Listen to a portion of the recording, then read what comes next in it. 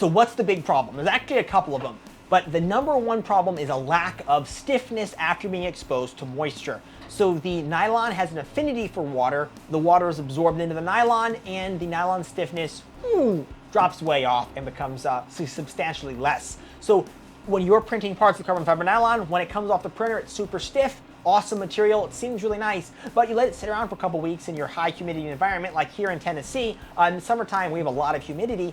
The part becomes substantially less stiff, and you can start running into problems. Now, before going any further, I want to show you a real-world example of what kind of problem you can have. Right here, we have a version 4.8 super lower in PLA Pro from Polymaker. Right here, we have a double rib super lower in Tolman glass fiber nylon. Now, the Tolman nylon was not on our test, but it's very similar to the other PA6 based nylons in that it becomes flexible once it absorbs moisture. All right, so we're gonna start with the glass fiber nylon lower right here. And you'll notice there's no optic on this. That's because Bear Creek Arsenal uppers don't deserve them. So I'm gonna fire a few shots lightly shouldered. Then I'm gonna pull it in nice and tight. You guys see that?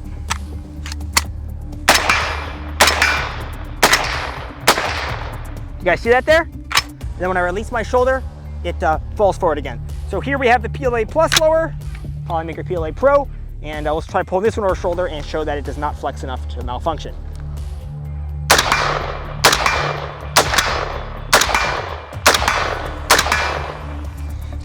There we go, and you can feel it. When I really pull on it hard, it almost wants to stick there. It almost wants to begin grabbing because it is getting a flex, being only a single rib lower. But I'm pulling on it super hard, and it actually ran through all those rounds just fine, which shows you why the higher stiffness material is so important, and that using a flexible nylon is going to cause you problems in the real world. Tensile testing basically measures the strength and stiffness of the material. The impact testing measures its impact resistance, which is kind of like its durability, sort of.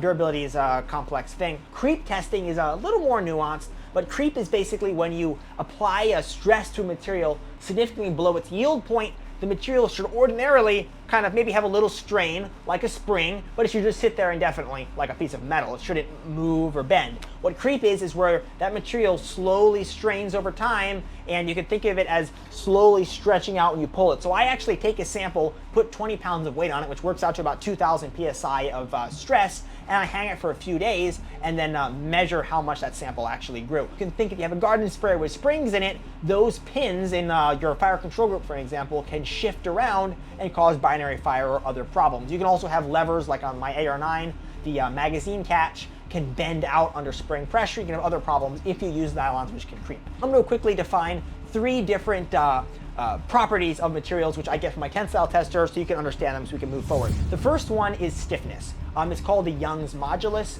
Basically on the stress strain curve, and you can look that up, I don't want to explain it here, but the stiffness is the slope of the line on the beginning of the stress strain curve during the elastic deformation area before the part actually starts fouling. So the steeper that line, the stiffer the material, and that's something measured in PSI and is usually pretty high, like in the 500,000 PSI range. The yield strength is the next important factor, and that is the point where the material begins to permanently deform. The material ordinarily, when you're staying within its operating boundaries, acts like a spring.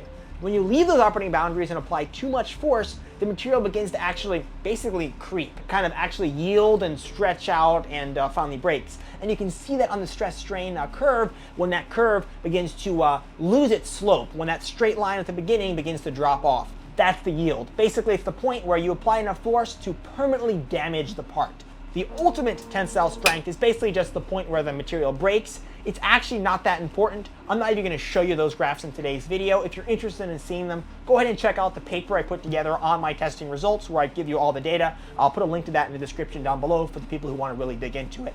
Throughout this testing, I am going to use a reference material. That reference material will be Polymaker PLA Pro. It's an excellent baseline. All of my design work, I do the testing with this material. A lot of other designers use similar materials, other PLA pluses. So it sets a good steady baseline, kind of a minimum strength and stiffness required for a part to work. So this graph right here is the stiffness of carbon fiber and glass fiber nylons, which I tested. There are actually 8 different nylons here. 2 of them are glass fiber, the rest are carbon fiber, and of course we have PLA Pro. Looking at this Mark Forged Onx, the nuclear nylon from Atomic Filaments, the Polymaker PA6 glass fiber and carbon fiber, the bamboo PAHT carbon fiber, and even coax, which was the big surprise, are all less stiff than PLA Pro. The coax is only a little bit less stiff, but it's still less stiff. All of these nylon samples here were exposed to water for several days in a saturated environment to ensure that they were wet, so this is real-world testing. The values here are far stiffer when the materials are dry, but who cares about that, because that's a best-case scenario. Also, all of these nylons are annealed. Annealing nylons, I'll touch on a little bit later, is really important to reduce creep, and it's kind of mandatory with all nylon. Looking at the only two filaments that were nylon that were stiffer than the PLA Pro were the PA12 carbon fiber from Polymaker and the PA612 carbon fiber from Polymaker. Those filaments are something to keep an eye on throughout our testing. Let's jump over to the yield results. All the filaments that were less stiff than the Polymaker PLA Pro are also have a much lower yield strength. So looking at this graph, you can see why I don't like carbon fiber nylons. Now, also looking at this graph, you can see the PA612 carbon fiber and the PA12 carbon fiber are both substantially stronger than the PLA Pro, which once again highlights them as very interesting options to look at. The PA12 versus the PA6, the PA12 is performing a lot better, comparing the glass fiber nylon and the carbon fiber nylon. Looking at both the stiffness data and the strength data between the Polymaker PA6 carbon and glass fibers, the carbon fiber performs substantially better. This is why I don't really recommend glass fiber. I would generally recommend carbon fiber over glass fiber for this reason. So this is looking pretty grim for carbon fiber and glass fiber nylons, but let's talk about what those materials might be good for. Things like, for example, this quadcopter back here, the legs on this quadcopter, not the arms, certainly not the arms, but the legs probably could be served really well being printed in a carbon fiber nylon, like a PA6 carbon fiber nylon, because hey, a little bit of impact resistance, a little bit of flexibility is probably good on landing. Now I want to talk about the last big issue, or the other big issue with carbon fiber nylons, and that is creep. But before we can really do that, I have to introduce the alternative filament, which I want to discuss, and that is PET carbon fiber. I'm introducing that as an alternative because it's much stiffer, does not suffer from the water absorption issues, and also doesn't suffer from creep. For this quick discussion, the creep part's important because it makes a great thing to compare the nylons to. Used a couple different methods to calculate my creep values for the few different nylons and PET that I tested. So I did not test everything until I tested a few because creep testing takes a long time to do. There's limited data here, but I want to show you two different charts, side by side actually here on the screen. These were both calculated in different ways. I do not know which one is actually more accurate. There was some error in the testing, so you're going to have to look at both of these and kind of come to a conclusion by looking at both of them. They approximately follow a similar trend, and I'm relatively confident in the results. You can see that the PET carbon fiber in both cases has very low strain. Lower strain means less creep. The PA12 carbon fiber in both cases has the most amount of creep, and in my experience, it has too much creep to be practical even after annealing. The interesting point is that the other three, the PA6, the PA612, and the coax, glass fiber PA6E nylon, I'm not really sure what it's made out of, but those three are kind of in between. On one chart, coax has more creep, and the other chart, the coax has less creep. But that's not what I really want to look at. What I want to compare is the PA612 and the PA6. In both charts, they're both quite similar. The reason this is important is because I have used the PA6 carbon fiber from Polymaker on orcas and lowers and other parts with good results as far as creep goes. No creep issues. So I'm confident the PA6 has a low enough level of creep that it's practical. And the PA612 is similar, which means that by deduction, it's also practical and doesn't have creep issues. Now, I've not done substantial real-world testing with it, so I can't say that for sure. But looking at this test result, I can pretty confidently say that's the case. I have used PET carbon fiber now in the real world. I've actually printed an orca, I did the MP5, a bunch of lowers, a lot of stuff with it with excellent results now for more than a year. So it actually does perform well in the real world, and we're going to look at some test results here and talk about some issues it may have. Before we move forward with PET carbon fiber, I need to say something. PET carbon fiber is not PETG. Do not use PETG. Don't do it. So I'm going to bring up some graphs here that feature all of the nylon, and I'm going to throw in three different PET carbon fibers which I tested. Those three are bamboo PET carbon fiber from BASF, and the Polymaker PET carbon fiber, which they recently released. The advantages here is looking at the Young's modulus graph, we can see that the most stiff material here, and substantially stiffer than the rest of the materials, was the Bamboo Lab PET carbon fiber. Right below it was the Polymaker PET carbon fiber, and then right below the two PA12 based nylons, but above the PLA Pro, we have BASF PET carbon fiber, a little bit less stiff. But all the PET carbon fibers are still very stiff and outperform the rest of the nylons, which is pretty cool. And keep in mind, that's of course after being exposed to water. Looking at the yield strength of these materials is where they begin to kind of spread apart a bit more. The PA12 carbon fiber nylon is at the very top, but the BASF PET carbon fiber is right behind it at just below 9,000 PSI, which is still pretty respectable. It's pretty good. Right below that, around 8,500 PSI, is the Bamboo Lab PET carbon fiber. Still excellent, well above the PLA Pro. And then right below the PA612 carbon fiber, we have the Polymaker PET carbon fiber, which is right at the same level as PLA Pro, which is kind of low. I generally speaking like to see the high performance carbon fiber materials to have a higher yield point than PLA Pro, hopefully substantially, as we saw with the other PET carbon fibers. But the Polymaker doesn't have that. It's just above 7,000 PSI, which is a little disappointing. Throughout these tests, we can see that the Polymaker just is not as strong as the other filaments. It is pretty stiff though. I don't think we can discount it completely. It's not as strong, but it's still performing actually pretty good. So all the PETs here are actually putting out some good results. Bringing up the creep testing again, as you saw earlier, I only tested one of the PETs, but they're all pretty much the same. It had almost no creep. The PET carbon fibers don't creep. It's looking really cool for PET. It's easy to print with, very stiff, strong, very little creep, which is awesome. They fix the problems that we have with most of the nylon. However, they aren't perfect. There is an issue. And to understand that issue, I am going to bring up a chart, which is the impact testing results. Right away, we can see that all three of the PET carbon fibers have substantially lower impact resistance than the other filaments. In fact, the PA6 carbon fiber didn't even break in my machine. The machine was unable to break it. It was when it was wet, it was too impact resistant. When it dries out, they're actually a lot less impact resistant. But we're talking about wet nylons here. So the PA6 carbon fiber, while being really flexible, didn't break. Super impact resistance, which was cool. The PLA Pro absorbed around 0.95 foot-pounds of energy. The PA612 was only a little bit below that,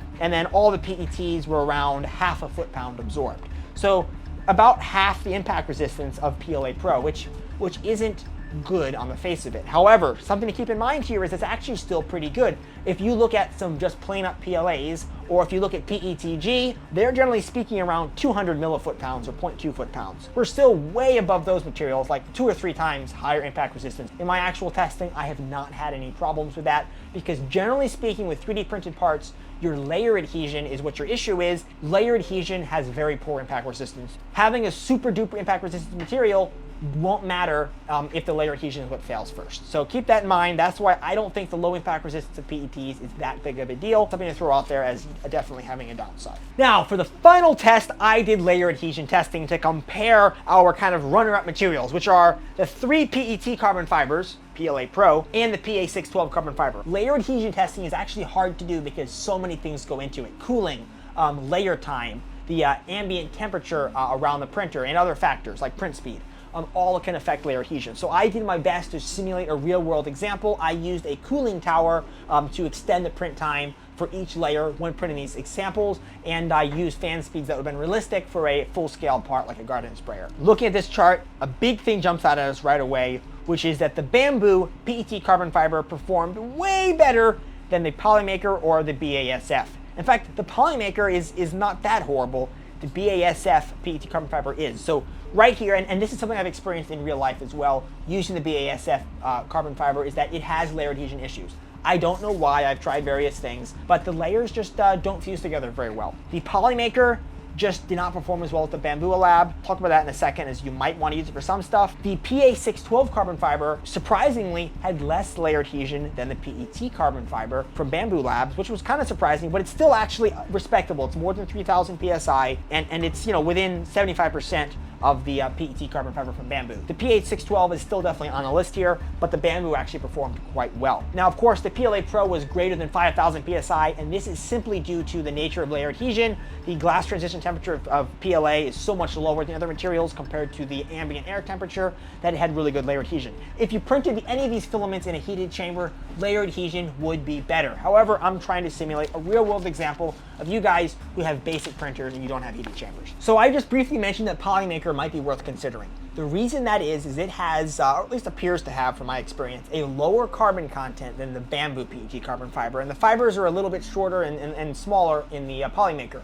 The reason that's important, and that's also probably why it performs not so well in the tensile testing, but the reason that's important is because it means it has less nozzle clogs. The Bamboo really needs to be printed on a 0.6 millimeter nozzle, or at a minimum a 0.5 millimeter nozzle. That means less detail, which rules out printing certain parts. Most garden sprayer stuff, like the stuff I design, will all work with the 0.6 nozzle. Some other parts will not, such as the Super Safety. Though you would not use a PET carbon fiber for that anyway, because of wear resistance, different subject. If you need that detail of a 0.4, the Polymaker might be worth experimenting with because it will clog less than the Bamboos. Last point about PETs, annealing. Manufacturers recommend annealing PET carbon fiber. I have not experimented with this because I have not found it to be necessary to get good results. However, it might drastically improve layer adhesion. I doubt it will, but it may improve impact resistance. I don't know, and it's worth experimenting with. If you have the equipment to anneal it at the manufacturer's recommended temps and times, I'd recommend to experiment with that. However, in my testing experience, you don't need to do that, unlike nylons, which creep if you don't. You don't need to do it with PETs, which is why it's a cool filament, because annealing can be tricky. There's shrinkage involved, there can be warping involved, and it's not necessarily an easy process, especially for beginners. Now, this video might seem a little bit non-inclusive to you. I'm only looking at basically 2 different materials, well, plus PLA. So you're probably wondering, what about all the other stuff out there? What about PETG? We addressed that. What about ABS? What about polycarbonate? And the new PPA carbon fiber from Bamboo and other manufacturers, which is looks very promising. And what about Ultim and some of the other high-performance materials? ABS is weak. It has some good applications, but it's just weak, performs poorly. PETG sucks terribly. Polycarbonate suffers from cracking issues and impact resistance issues. I do not recommend it. The PPA carbon fiber, which Bamboo just released, is very promising looking. I need to test it. That could be better than PET carbon fiber. I just don't know right now. There are some other materials like the high performance specialty stuff like Ultim. They're too expensive and they're too difficult to print with to be practical to the general user. That's why I like the PET, is it appears to be a very accessible filament. There may very well be something better out there, but right now, with the data I have, the PET is looking really good. To all of my FBI agents watching this video, I want to congratulate you guys for your patience getting all the way through this incredibly boring video. I want to go ahead and give you my top 3 filament recommendations. I'm going to start with the Polymaker PLA Pro. And you're probably wondering why I've been talking about these higher performance filaments. The reason is it's very easy to print with, and it's got good stiffness, good strength, excellent impact resistance, and great layer adhesion, and it's low cost and easy to print for beginners. Because of that, I recommend this material if you're getting started, or even if you just want to experiment with stuff. It has a critical problem of very low temperature resistance and starts getting soft around 120, 130 degrees Fahrenheit. Because of that, it's not good for long-term, real-world applications where you really need to trust whatever you're printing. However, for experimenting and for learning, it's really a great material. Number 2 on my list, I'm going to recommend the Bamboo PET carbon fiber, which came out with great stiffness, great strength, good layer adhesion, and okay impact resistance. Probably requires a 0.6 millimeter nozzle, and you're going to need a printer that can get up to like 280 degrees Celsius. So you're going to need a better printer than just your basic Ender 3, but you're going to get some pretty good results with long-term high temperature prints. Number 3 on my list is going to be an experimental option, which might be better, but still needs more work. And that is the Polymaker PA612 carbon fiber. I was actually really impressed by this filament during the testing. I was not expecting to have the level of results that we got, especially considering that it's a blend between the PA6 and the PA12. It had acceptable creep levels, it had a really good strength and stiffness, good impact resistance, which might make it better than the PET carbon fiber, and decent layer adhesion. So it looks like a really good material, but it has a big caveat, which is that it requires annealing to get those results. If you don't anneal it, it's going to have creep issues. So because of that, it's not a very beginner-friendly material. I would only recommend PA612 to more dedicated users who want to experiment and are willing to lose some prints due to the annealing not going exactly as how they expected. For those of you who want to really dig in deeper, I put together an entire detailed paper on this subject, which I mentioned earlier, which has all the charts in it and goes through all of my testing data and testing process in more detail than I could do in this video. So please go ahead and read that if you're interested in getting more details. Other than that, I hope today's video was useful. I hope you guys found it to provide some level of helpful information to hopefully get you better 3D prints. I appreciate you watching. Leave your questions and comments down in the comments below. They're always really good, and I'll catch you again next time. Thank you so much for watching. So, well, generally speaking, all these material, no, Biden moment.